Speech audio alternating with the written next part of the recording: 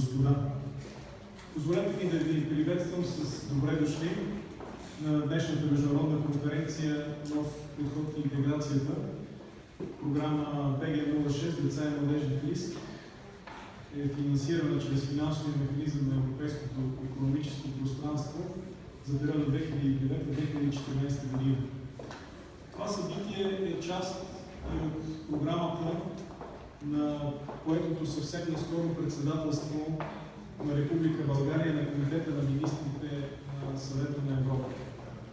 Като член на Съвета на Европа от 1992 година, страната ни защитава основните ценности на организацията в областта на правата на човека, върховенството на закона и демокрацията.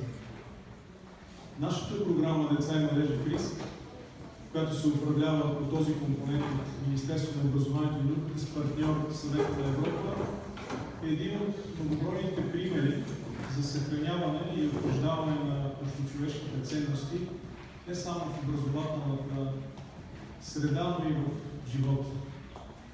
Наши официални гости са госпожа Ваня Кастрева, заместник министър на образованието и науката, професор Николай Ненков, също заместник министър на образованието и науката и ръководител на програмния оператор на нашата програма, госпожа Карина Екорнес, първи секретар на посолството на Норвегия.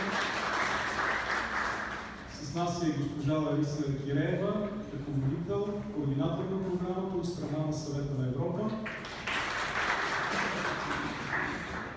Тук са и нашите приятели и бенефициенти, кмета на община Мездра господин Геннадий Сърков,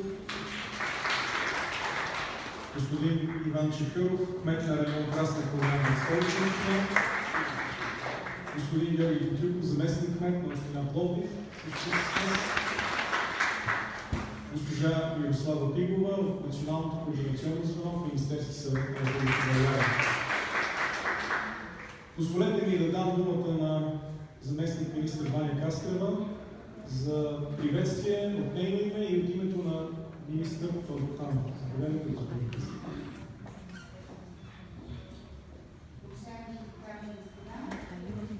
От името на министъра на образованието и науката, професор Тодор Танев и лично от своя име, имам удоволствието да открия международната конференция Нов подход в интеграцията.